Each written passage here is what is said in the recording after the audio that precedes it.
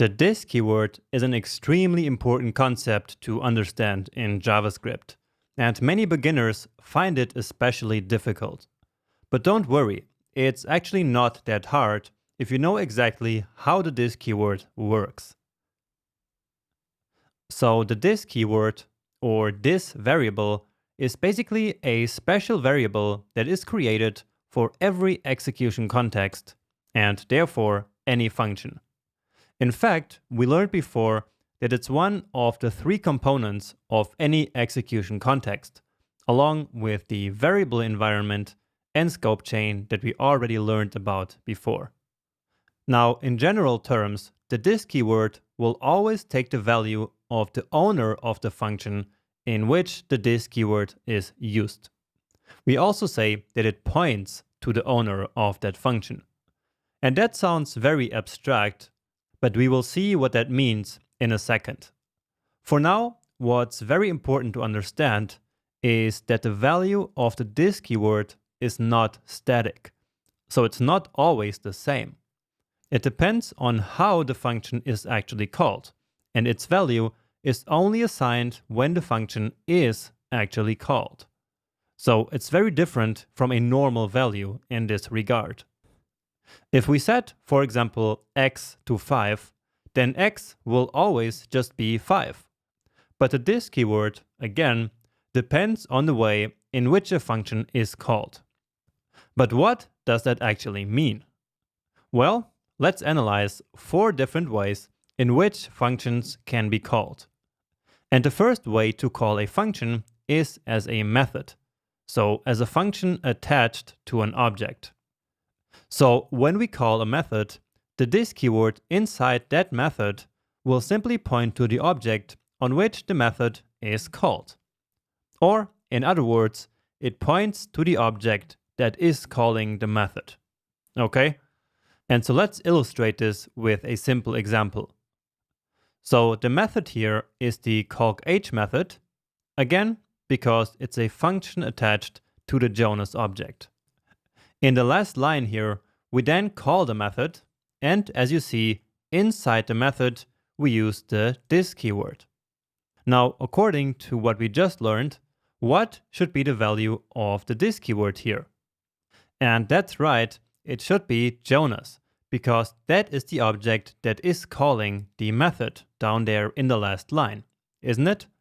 And so then, on Jonas, we can of course access all the properties that it has, and so this.year will become 1989, because that's Jonas.year as well.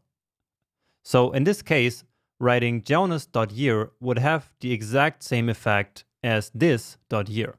But doing it this way is a way better solution, for many reasons that we will get into throughout the course.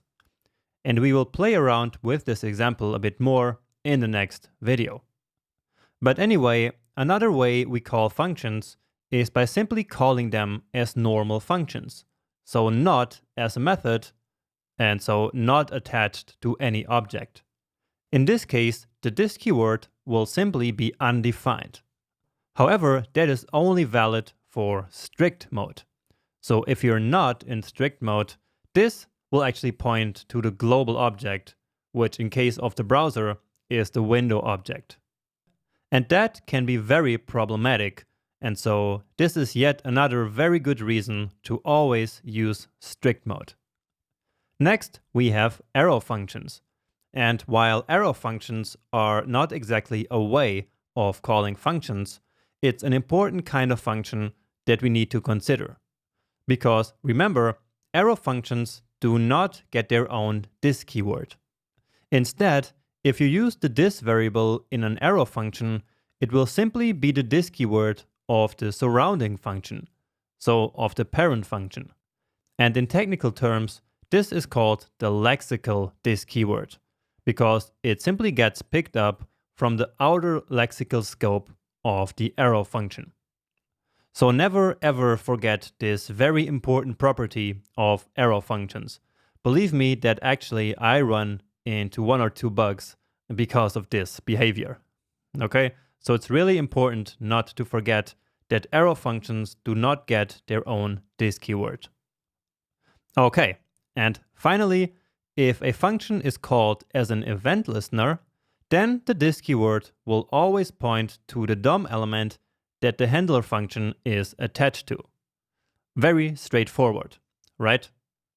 Now, the this keyword is usually a big source of confusion for beginners. But if you know these rules, then it should become a lot simpler.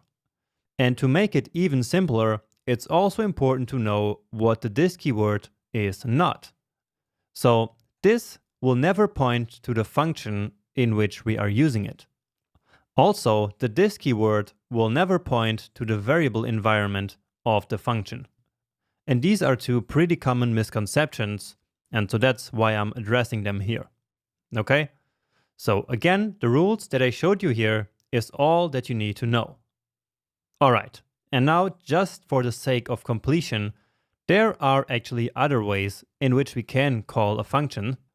For example, using the new keyword or the call, apply, and bind methods. But we don't know yet what any of these are, and so I will talk about how the this keyword works with them when the time comes. Anyway, that's it for this lecture, so let's now use this in practice to make it crystal clear.